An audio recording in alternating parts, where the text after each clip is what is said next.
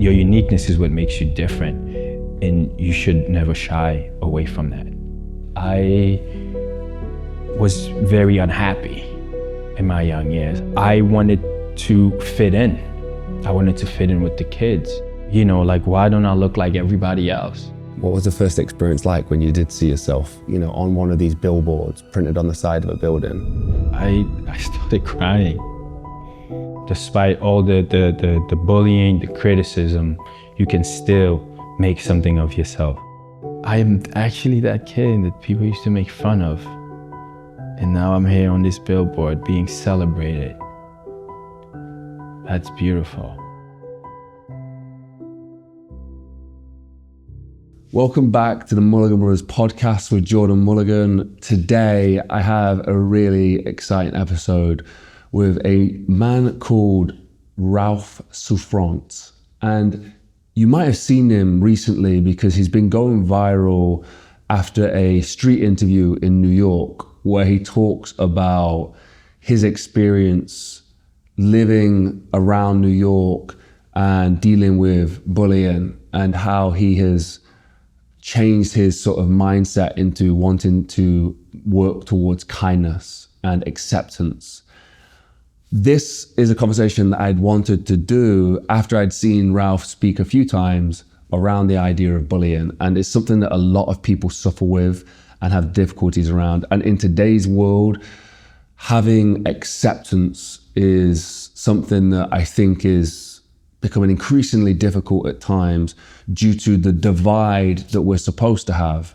So this conversation is filled with wonderful moments of Ralph's life and his upbringing from Haiti to moving to Brownsville, New York, in Brooklyn, and facing adversity, but also using that adversity and that difficulty and creating a positive outlook on life, and also choosing what some people might see as his negatives and perceive as his negatives and turning that into his most powerful tool. Today's episode, as always, is sponsored by Huel, a quick, affordable, nutritionally complete source of food with everything that your body needs. I would have a bottle in my hand right now, but I left it back at my apartment, so I'm devastated. So if you want to find out more about Huel and not be like me, head to the link in the description where you can grab Huel and exclusive offers down below. Thank you to Huel for powering the podcast. Let's dive into the episode. The interview that I think loads of people obviously saw was when you were approached on the street. And so that's the first time you sort of spoke to camera, been involved in this kind of space? Yeah. Wow, okay. Yeah. And what was that like, the response? Because you're a model already, but you had some kind of following, you had some people, you know, interacting with you and stuff, but what was the difference between before and after? Well, I guess with modeling, it's very, it's more stills and pictures. You know, I think a picture tells a 1,000 words, but the video for me and the recording and speaking to someone was what really like made me feel like I had it going on.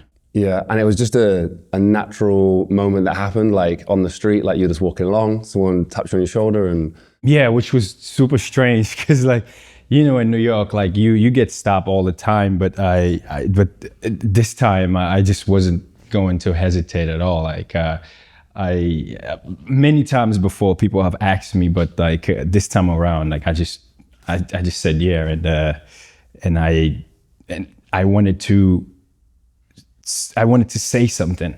The funny thing is there's like memes around about New York City. Like you can't walk out your apartment with somebody asking you if they can tour your apartment, or if, you know, if you're a couple or whatever, you know, right, standard thing. Is that so? I mean, just for people who, you know, we have a British audience as well. Around 30% of our audience is British. Is that something that's true? Like, you know, you get pestered on the street to sort of speak on camera and all that kind of stuff? Yeah, it's in New York City here. It's very common. Yeah, it's almost like, you know, it's like, I don't know if I'm prepared for this. And like, that's how much like it comes to you. Like, it's like, it's overwhelming here in New York. Yeah.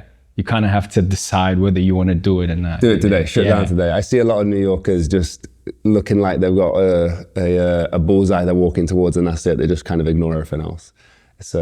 It's actually quite a refreshing thing, because in the UK it's not like that. It's completely the opposite. You know? Oh, right. Yeah. The New York attitudes, I appreciate it sometimes, because you just crack on with the day. Usually at the start of an interview, I just ask people to introduce yourself, what you do, and a little bit behind maybe the sort of philosophy, or a bit about yourself. Yeah. My name is Ralph Souffrant. I am 30 years old. I've been living here in the States almost my entire life. And I really love the States. I really love the States. I came here when I was 9 years old, and just to seek opportunities, because back home things were not what we always wanted it to be, and we think that we can find what we're looking for here in the States. Wow. So you grew up in Haiti. Like, what was that experience like? Haiti is a beautiful, beautiful country. I always tell people, I think that you should pay it a visit one day. It's a place to be. It's great beaches, good food. The weather's always nice. Always in the 100 degrees number. And there's a lot to see. The kids are full of life. The children in Haiti, they're just so full of life, because they're so excited to meet new people, especially people that are coming from out of the country. These kids, like, they often seek help from people outside of Haiti, because like we believe that like we the one that have the possibilities to help children that are in Haiti, because if you think about it, there's people out there that are like going to Haiti to do like missionary work all the time, because the sending money back home in Haiti is something it's very big. Like, people come here from Haiti to the States, work hard to send money back home in Haiti to help their families, because that they can only thrive on American dollars. Wow. So a friend of ours, a friend of the show, Billy Billingham, he's like a special forces he's in the special forces in the military in the UK, and he has like a foundation, and he's so passionate about helping the people of Haiti. So he flies out there all the time. So the flip side of it in Haiti, obviously financially it's difficult out there. The resources are low. I don't know if you speak to this, but is there corruption and like difficulties on the other side of like government and all that kind of thing? I mean, it's usually the case when there's not much money and resources. Yeah. Yeah, there's a lot of corruption out in Haiti, throughout Haiti. Because I don't know if you know that our president got assassinated about 2 years ago.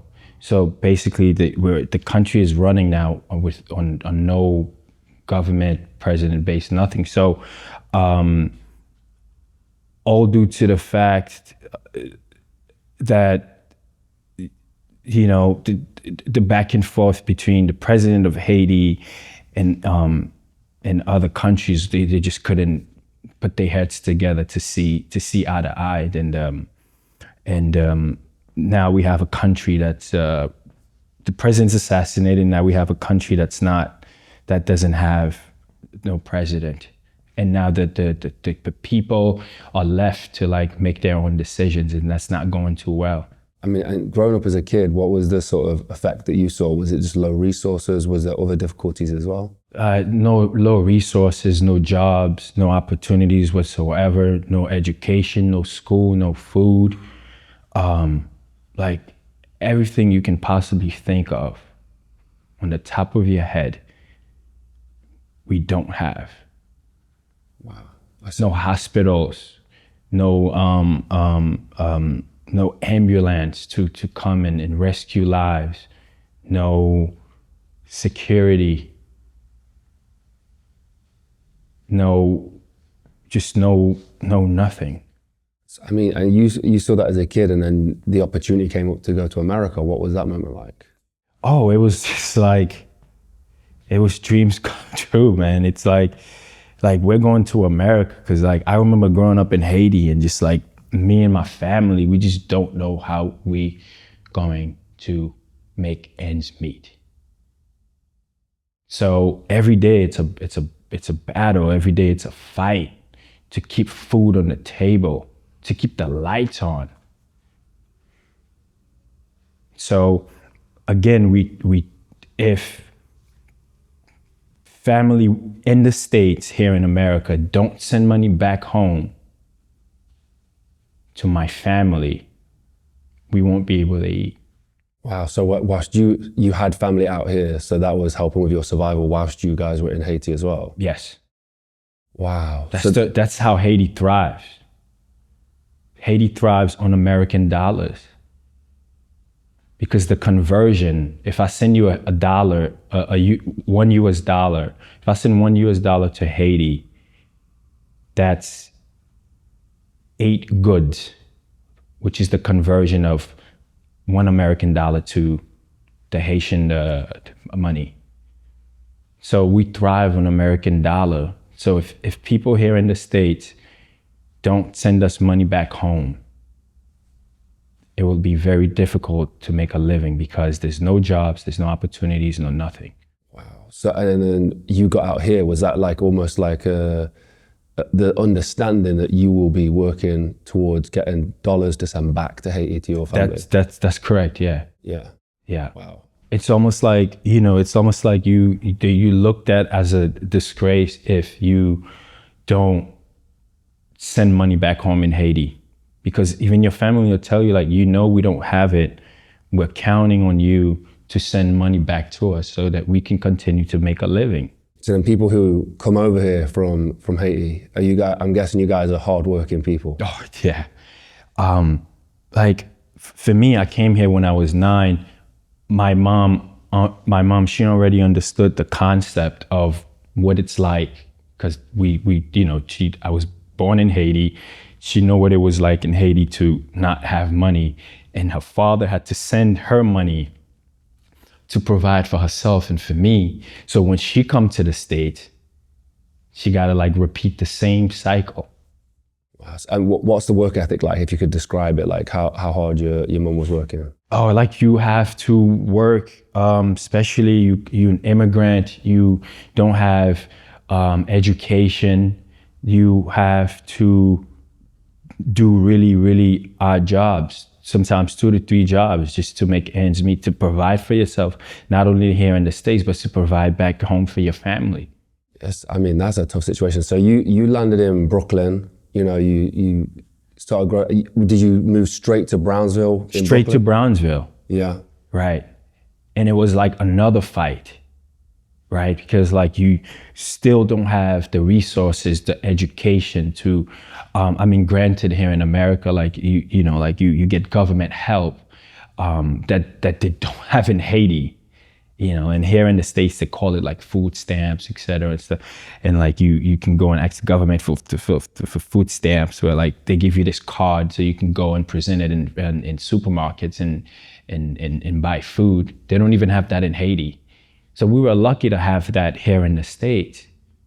So pretty much finding myself here in Brownsville, it was like another fight, because then I had to figure out a way to make it out. How quickly before you landed in Brownsville, what were you seeing around you, and what made you go, right, I need to eventually work towards getting out of Brownsville as well? Well, in Brownsville, to be honest with you, like there's a lot of poverty. There's a lot of poverty, gangs violence, and just the whole 9 yards. Like, just people are just not equipped. They don't have the resources. They're angry. They can't provide for themselves. They can't feed their families. And I knew that struggle very well, but I know that I didn't want to do it for too long. Then I had to like go out there and strive for something better. Wow. Okay. So, in Brownsville, what were sort of, to a British audience, what were indicators of, gang violence, and like, were people getting stabbed or shot? Like, is that something you'd seen as a child growing up in around Brownsville? Yeah, in Brownsville, like the kids, they join gangs. They call them Crips and Bloods. The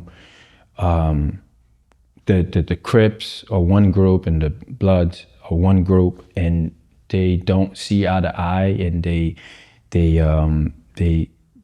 feel as if they run. The Crips feels like they run Brownsville, and the Bloods feel like they runs Brownsville, and then like the fight just kind of continues in that way, and none of them want to like give up their territory. So it's like it just turns up to be very just killings and guns involved and just murder.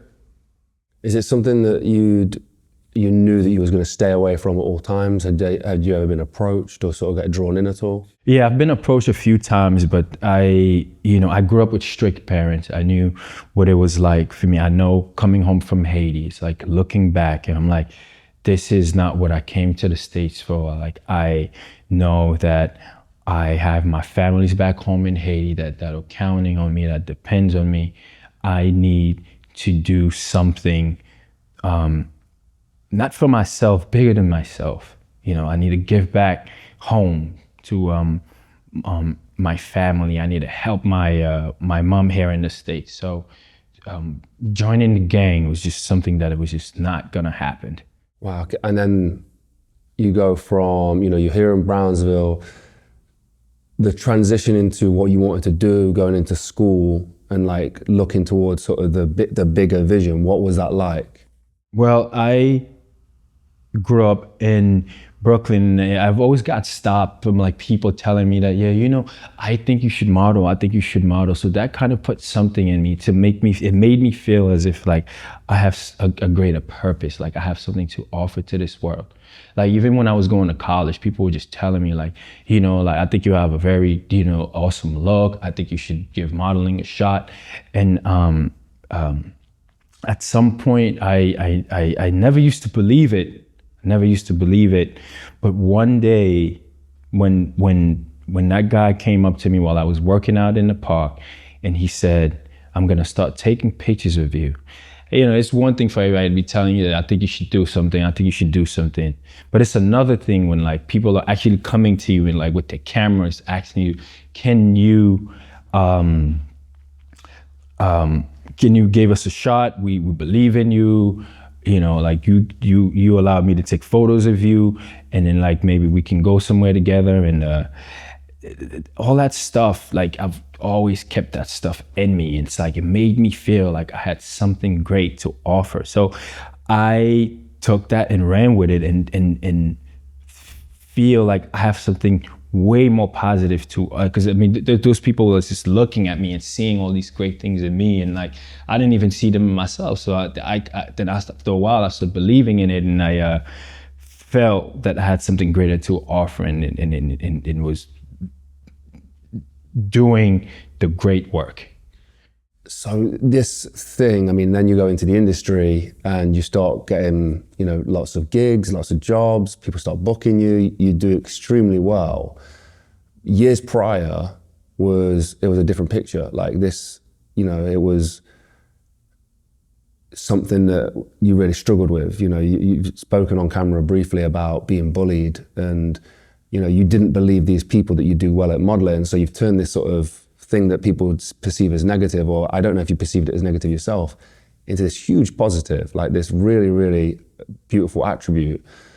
What was the experience like prior? Like what was, growing up in and around America? You've mentioned bullying a few times.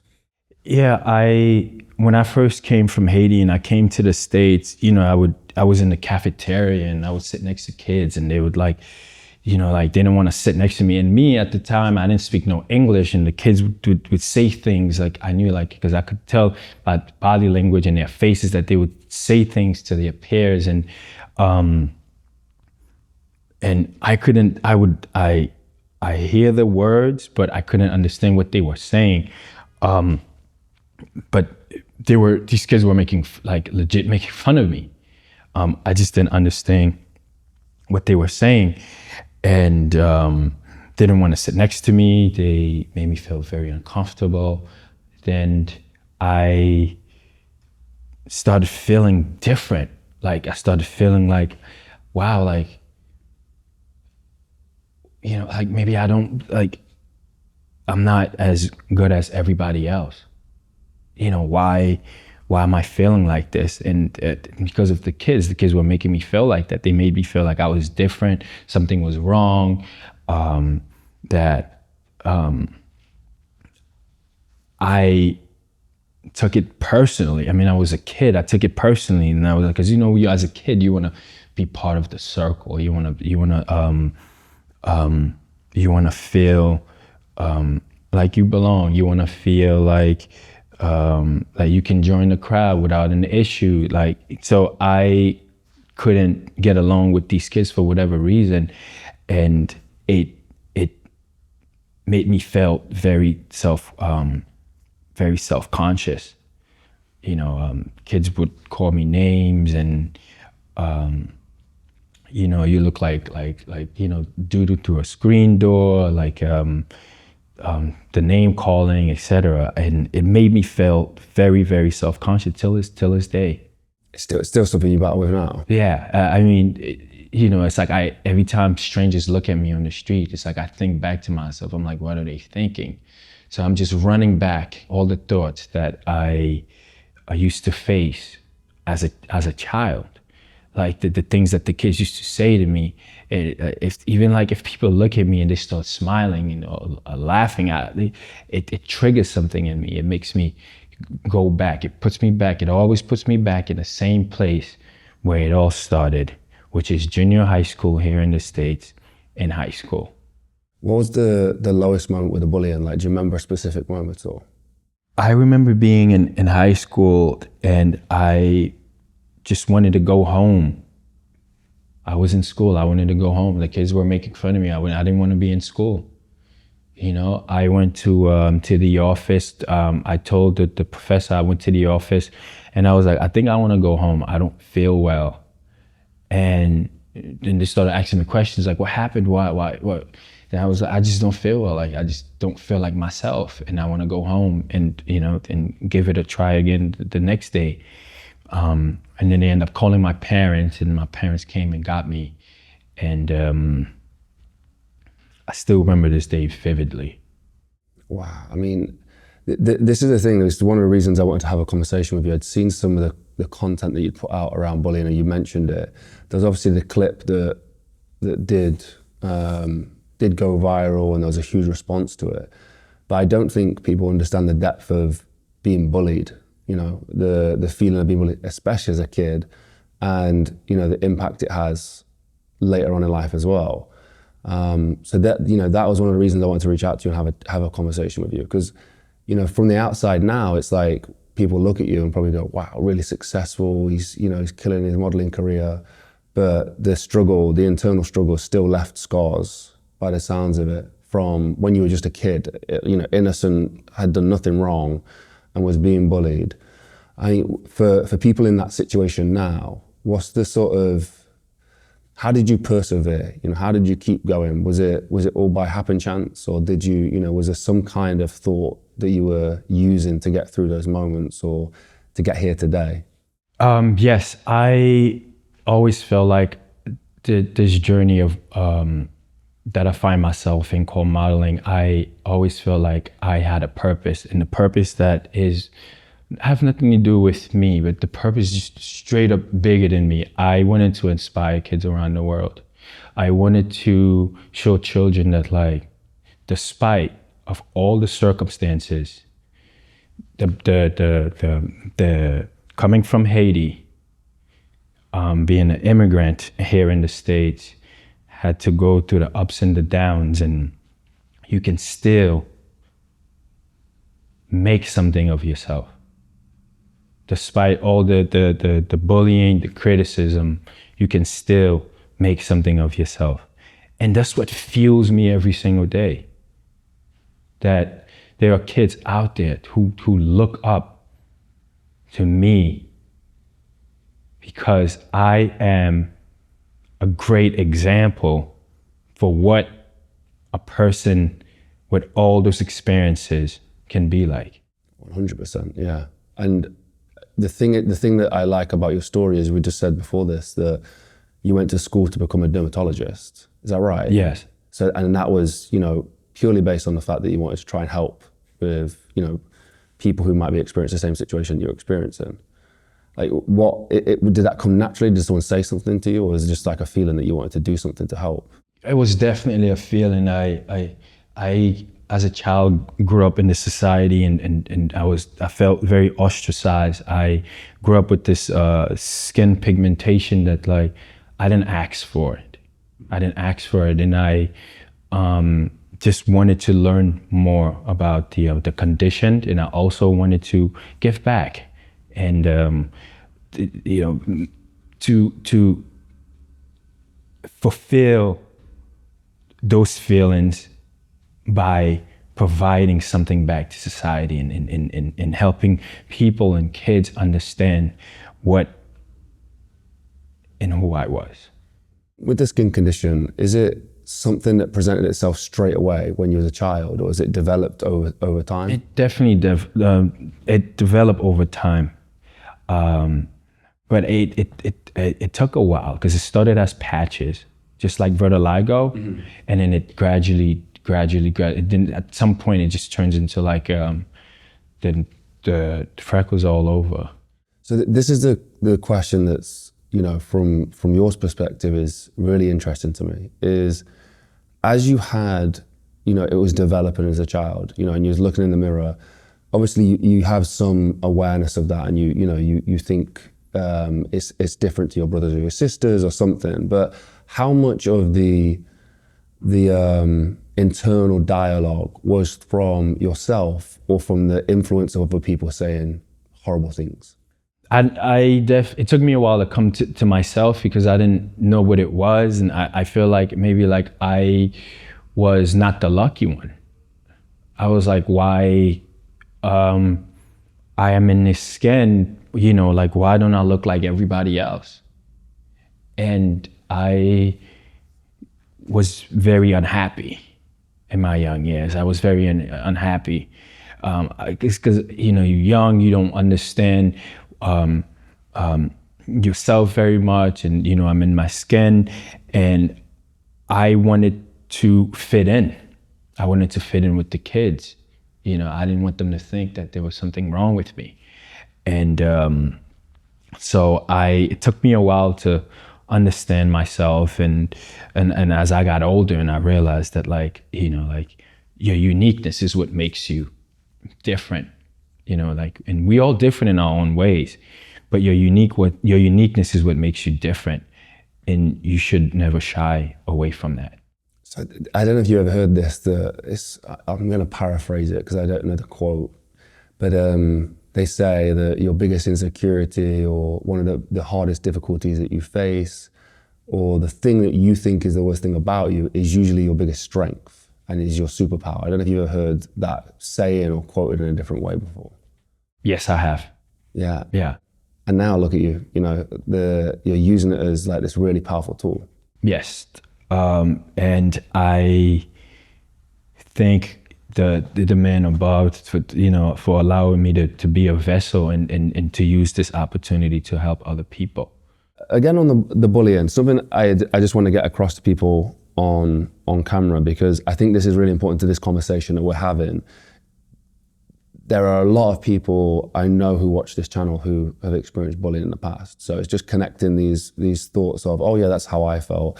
But what was your the experience with, like, confusion? Like, I guess as a kid, you a lot of it's like, well, why am I the one? Why am I the one who's being picked on right now?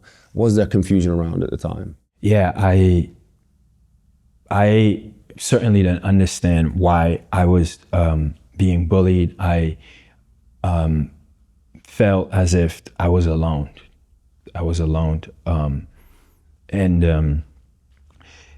and it's not something that I could just go home and to my mom and say, well, Mom, the kids are making fun of me, and I need you to do something about it. And my mom was just completely the opposite. She's like, yeah, well, you're strong enough, and and especially in school, you're strong enough. Maybe you feel this way. If the kids bother you, you should go and tell the professor or tell a teacher, or just go and tell an elderly person and just pay them no mind. But that wasn't the case for me. It completely shattered my world. It made me feel like I was less than. It made me feel that I didn't have a place in this world. I isolated, made me turn me into an introvert, where now it's like I'm this shy person who's afraid to come out of my shelf because I'm afraid of what people are gonna say to me. And then you find this balance of dealing with that, but then also doing the video on social media. It goes viral, and I see these sparks of power coming out of you. I see these moments of you coming into it and saying how you feel and what you think, and managing to sort of have that dialogue with the audience. Yeah, I had to let it out. I've been holding, a lot of times I hold how I feel inside, and I feel like my head is just gonna explode. And I felt I had a little bit more power when I was able to tell it on camera, so that everybody can hear it and see it. So sharing's helped, sharing the experience has helped. Oh, sharing helps a great deal. It's I think that's a lot of times I need to share things a little bit more often. Yeah, it gives me, it makes me feel awesome. Another feeling that comes along with bullying, and it's intertwined a lot, is anxiety, especially into later years as you start to go into your career and you have your normal life. Anxiety's lingered. I don't know if that's something that you've battled with at all or felt. Well, those past traumas that you never let go of, you certainly your past, they everywhere you go, it's you carry yourself with you. So I'm always curious, and I face this on a crazy level. I face anxiety on a crazy level because I'm always curious to how people are gonna perceive me, and due to the fact because of the bullying in my younger years. Have you managed to, as you've started to speak about it more, has it started to alleviate a little bit at all? Yeah, I think it starts to alleviate a little bit because it's I'm speaking more about this thing, and it takes a great deal of weight off my shoulders. So I definitely plan on just letting it all out. Yeah. Today's episode was sponsored by Huel, a quick, affordable, nutritionally complete source of food that has everything that your body needs. And for me, I've been using it for the past 2 years to stay fit and healthy and make sure that I'm getting everything I need whilst I'm on shoot, I'm directing and I'm producing these videos, knowing that I can reach in my bag and have a bottle of Huel and it can be a great meal with everything, including my protein, is an absolute game changer. So if you want to find out more about Huel or get exclusive offers, head to the link in the description down below. Let's dive back into the episode. In a lot of the things you've spoken about recently, and I think in the video as well, you spoke about kindness and compassion and acceptance and being nice to everybody. And with your experience of not receiving that, it's interesting that you arrive at that point of everyone should be kind. Well, I've had to learn compassion, because it's sometimes I ask myself why those people did what they did, and compassion is what kind of helps me navigate to maybe because maybe they didn't know better, maybe they didn't know what they were doing at the time, but that doesn't mean that it doesn't leave a scar. I still have to carry whether the person understand what they did or they didn't, I still gotta deal with the scar. And then the idea of kindness, is that coming from a place of, I didn't receive it, it made me feel shitty. So, I think that I have an awareness that people should feel kindness towards them. Yeah, I think that this world would be a much, much better place if we practice kindness just a little bit more. I completely agree. Yeah. So, maybe I wouldn't be here today talking about, somebody said in one of the comments I was reading that, like, I'm sorry that the world made you feel, otherwise. Well, they did. I think you're a beautiful person. I'm sorry that the world made you feel otherwise. Well, they did. And here I am. That's tough, man, when you say it like that. Yeah. That's tough, man. But, you've had a positive, you're going in a positive direction with it. I feel like I hope you recognize how far you've come already with it. Like the fact that you're having success in your own way is already incredible. So many people would be beat down by it. Yeah. Well, my parents, again, I can't tell them like, hey mom, I'm in school getting bullied. Like, they're like rocks, man. They're like, look, like, go back and like get it right. I don't care that, like, it's like my mom is not like one of those person where she's super understanding to like, have to sit me down and trying to like break it down to why kids bully. She just be like, go back and get it right. And it's that it's like that feeling that like I know that like, like what would my parents think of me if I got bullied in school and I was getting bullied in school and I go home and I tell them that, they'll just tell me to go back and try to get it right. Are you glad that that was the message you were receiving? Yes, I can thank them today. I survived high school and junior high school. Wow. So, and then talking of the toughness, like what time did you find the calisthenics and start doing all the working out and stuff?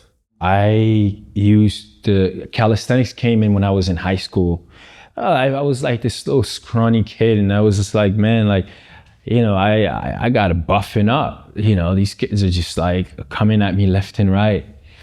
And then like when I started going to the park and doing calisthenics, and then like, and I grew in size, and then they started like, backing off a little bit. But, I kind of wish that it didn't took, all of that for them to just leave me alone in the first place. But, and working out was just a great outlet, man. It keeps my mental going, and it was like the most positive thing that I could have done for myself at that time. Wow. So just for people who don't know, what is calisthenics? Oh, like calisthenics is just basically, it's just using your own body weight. Like you like in the gym, you go and you lift weights. The calisthenics is like you find, like, we call them the monkey bars. It's like you find those bars in the park, and then I used to do it in the children's playground when I first started, and then we later went to like the calisthenics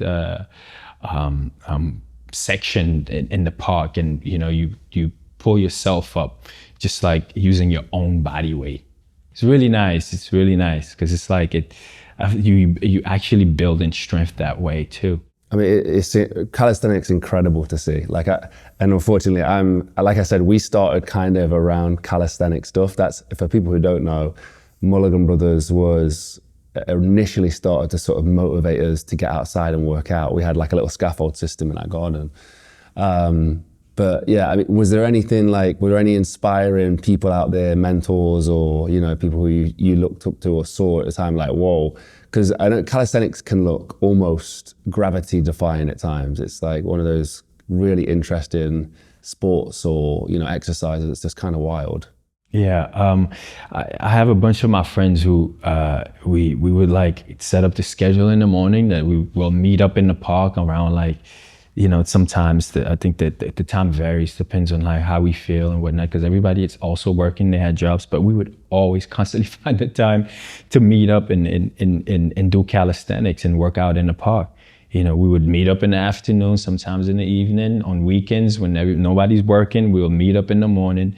And it was just a great outlet. We pushed each other, and it's like we help each other, like just help them build that body, like it's like you can't get off the bar until you do two more.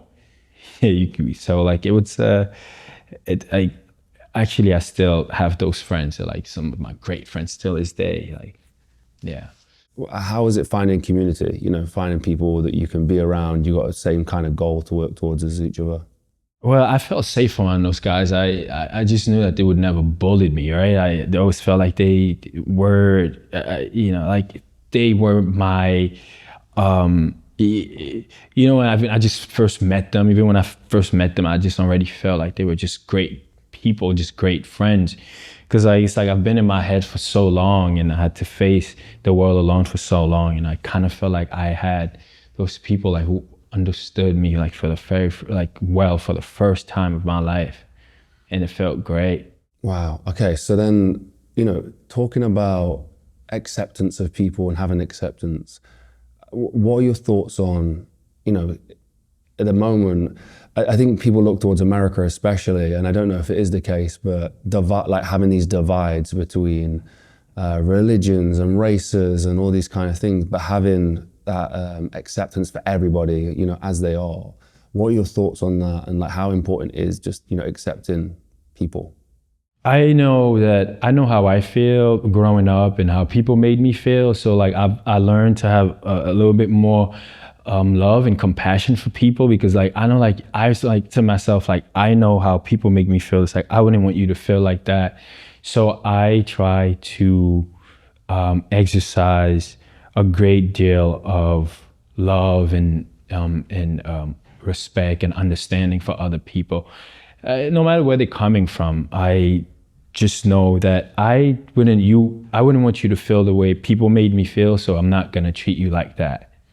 Have you had moments throughout the last few years where someone's come up to you, or kids come up to you and go, because of your experience, because of what you've shared, I feel more accepted, or I feel this way, and like how those stories are impacting people?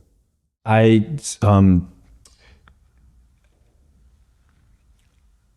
met with a couple of good friends of mine who they all have children, by the way, and it's a lot of them look at me now and oh wow, you have such a awesome look, you have such a cool look, and I was blown away, because I was just like, whoa, that's such a different experience coming from you guys, as opposed to like the children that I experienced in school 10, 15, 17 years ago. And it was confusing, because I was like, why these kids are talking like that now? And versus back then. And then I realized that like it's the media. The media has helped a great deal. Like people are more open to celebrating what's new and so-called different, and the parents too. Like they doing a really good job at home. Like teaching these kids. Like now you go to Target, you see all these massive billboards. Now you see like just beautiful people all throughout the world, just like different physique sizes, all shapes and sizes. And these kids, like, and I think these major corporate companies for that, because now these kids are like, now they learning that like everybody is just beautiful and different in their own way. When you were younger, when you were a young child, struggling with the idea of being bullied and facing, people saying that you look strange or different. If you'd have shown that kid a picture of yourself now, on one of these billboards printed on the side of a building, what would he have thought? No way. No way. That's just impossible, dude. Like, to believe that, like, looking back, that then my 10-year-old self, would never just believe it. It's just impossible. That is just now just to show you how amazing that this world can be, how amazing that, like, just like the change of perception and change period, just like how beautiful like that can be. What was the first experience like when you did see yourself on the side of a building? I started crying. Tears of joy and tears of just like, wow, like, I am actually that kid that people used to make fun of. And now I'm here on this billboard being celebrated.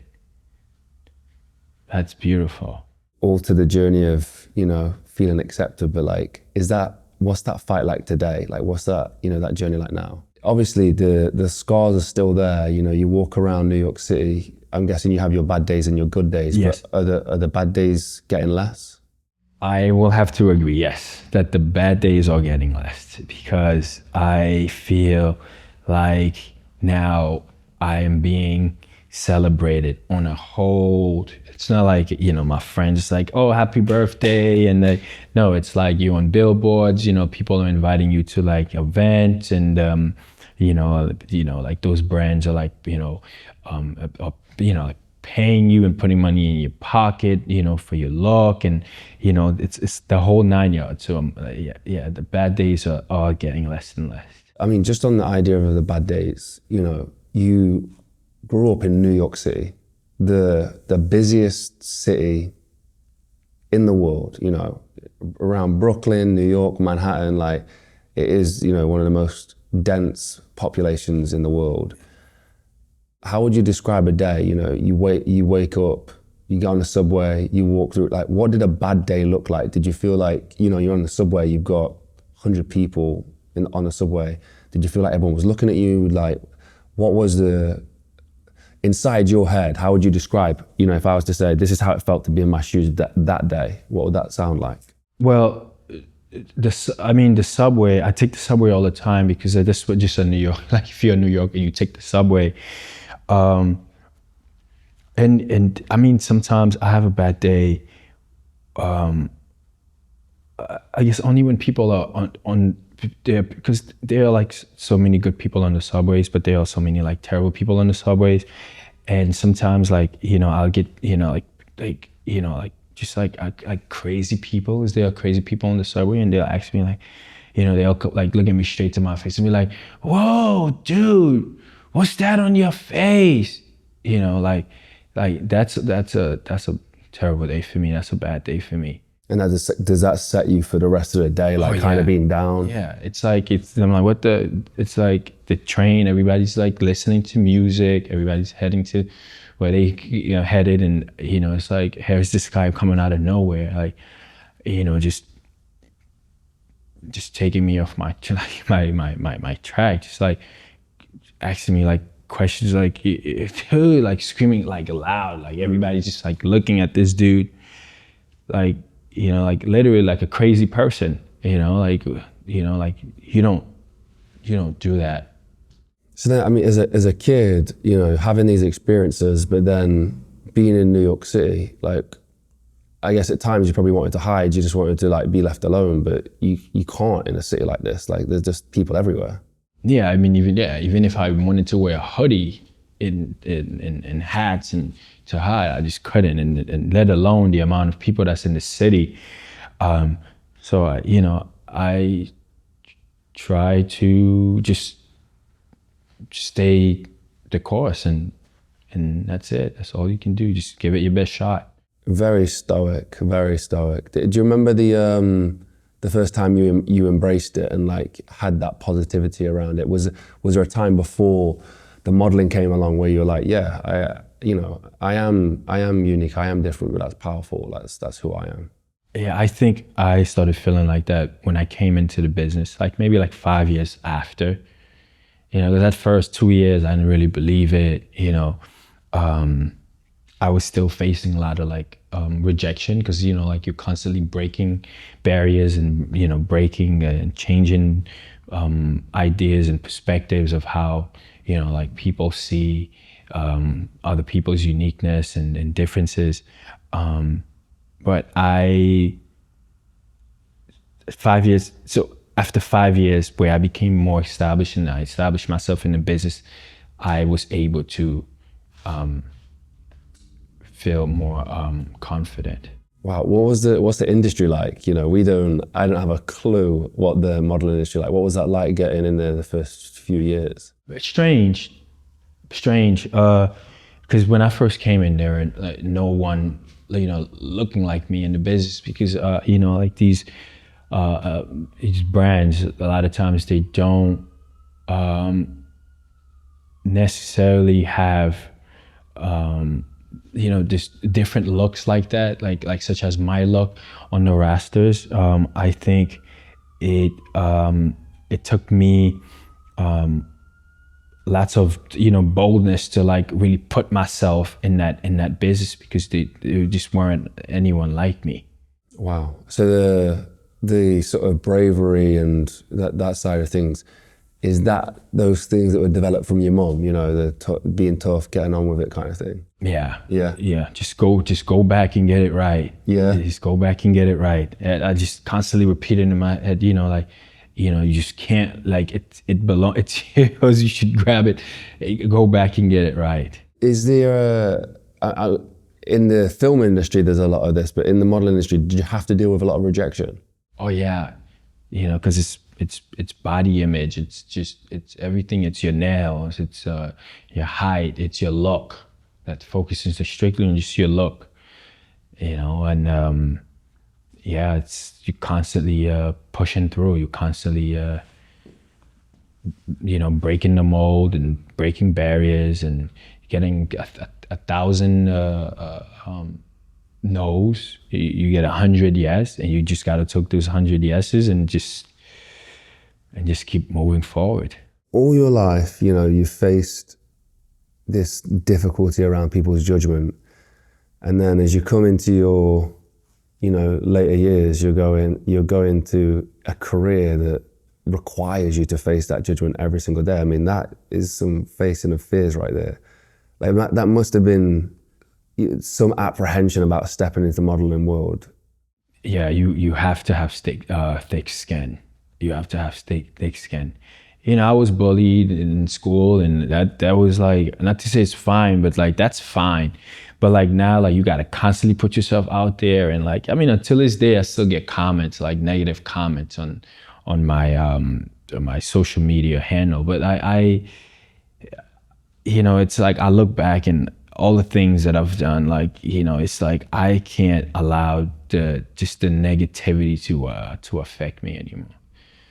So what's the sort of message going forward? What are you working towards sort of sharing with people and trying to help? Like you said before we got doing this, you were talking about to inspire, and you inspire the kids and inspire other people. And like to us, it's very important. Like our mission is to inspire change through sharing these messages. That's like our strap line. It means everything to me. And I'm curious as to sort of what your mission is with that. Well, what modeling is more so stills and images and photos. Like I can't wait to transition into film and television, so I can tell great stories just about I want to inspire many people throughout this world and in film, and I just can't wait to tell great stories and any script that I can find that's willing to uplift and bring forth some sort of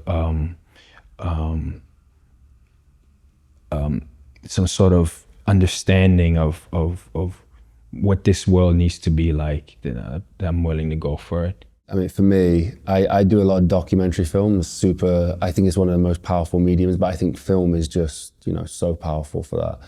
I'm seeing some questions that I've not hit the points on, so I just wanted to go over them. I mean, one of them was, how do you navigate situations where acceptance might be lacking? What strategies have helped you sort of foster a culture of understanding? Just one day at a time. I want to just take the leap, just the leap of faith, and just going with the flow, and just giving it my best shot, and just knocking on doors that just not necessarily ready to open, and I think that when they do open, I think that I can actually have a stamp and make sure that the people that are like basically against the what's new, or like what's different, that I hope that I can help change their mind to celebrate people's differences. Wow. So the question of with your story now, looking back at what you've been through so far, what is the message you would tell your younger self or people facing similar adversities? To keep going and never give up. There is a place for you in this world. I didn't always know that, but I had to create space for me in this world. For me, it was through modeling. I don't know what other people are into, whether it's music, film, movie, acting, whatever. Like, I think there's a place for you in this world, and I think you should try to create it.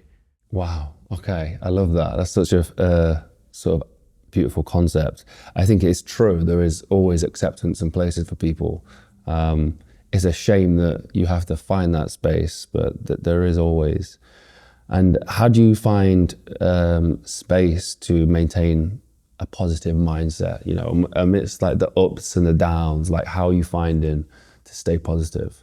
I have a lot of good people around me that kind of like reminds me all the time that you're good just the way you are. Like, you don't need the extra validation. You can continue to do amazing things in this world, and just the reassurance from the people that loves you every single day. It's like it's quite impactful. Wow, so the circle that you hang around with is an important thing to build. Absolutely. Yeah. Have you found that that's been something you've had throughout your whole life, or have you found a great circle of people later on as you've got older? I think it took me a while to find that circle, but and eventually that's just something that just happens in time as you get older. Like, you know what's not for you and what is, and over time you kind of like solidified. Yeah. Has there been anyone online or in the public eye that's inspired you through the last few years that you sort of looked up towards? I would say I like the rapper Jay-Z. Grew up in Brooklyn. I'm sure like his situation, like growing up, circumstances weren't, reminds me just similar as mine. Just grew up with, around gang violence and et cetera, and that like he went out and made this great deal of example for young children. So I grew up listening to his music and watching his journey, and it's been really phenomenal to see. Is there anything in particular about the messages he was putting out there that stood out to you? Yeah, like it's like you in this world that like it's like he said, I'm sorry to tell you that, like, but like it's your job to like to find from within like who you are, and not allow that the world to justify it for you. Wow, that's powerful right there. Yeah, that is powerful. Wow. And talking of like messages and stuff like that, we find that we interview loads of different people, from spiritual leaders to church pastors, celebrities, athletes, tons of different people.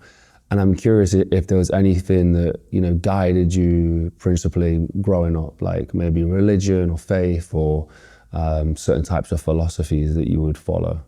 Yeah, just like positive people in the limelight, movie stars, musicians, and just I had a very great father figure. He had installed some great concepts of philosophies in my personal life, and I can say that those were very very helpful. Is there one that stands out in particular?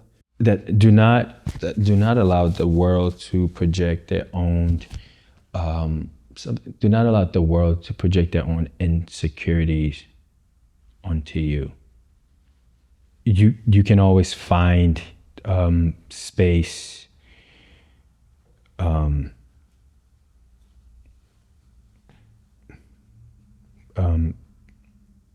you can always find space wherever you go. If there's one message that you could leave the world, what would it be? To be yourself, and never be afraid of being your authentic self. Ralph, thank you so much for today, man. Yeah, thank you. Absolute pleasure. I think there's a lot of kids out there, people who, facing situations where they're not feeling accepted, or especially with bullying in particular. I think it's something that a lot of people have experienced, and to see your message that you put out there and the success that you're having right now in combination with that is just on its own is a powerful message. And I'm super excited just to see what sort of content you kind of continue to put out, and the messages you want to put out. I mean, just to leave us with a little bit of that is like, what's the plan for the future with, obviously you're gonna kill the modeling career, you're looking at towards Hollywood and acting and those kind of things as well. But in terms of like the stuff we're gonna see on the social page and stuff, what does that look like? I planned on doing a lot of missionary work for helping children in Haiti. Wow. Okay, Yeah. amazing. Yeah. Since I gotta wait for, right now Haiti's a little complicated. I just gotta wait for things to like calm down. Then I'll be heading my way to Haiti to like start like this, program to help children who are in desperate needs of like food, backpacks, just like necessities of everyday life. If there's any way we can help with that as well, like we'd love to be a part of it and whatever we can do. But if there's anything that you put up in the future as well, let us know and we'll link it in the description for the anything related to the Haiti stuff as well, and try and get some traction down there as well. Cool, sounds good. Thank you so much, man. Thank you. That was amazing. Thank you.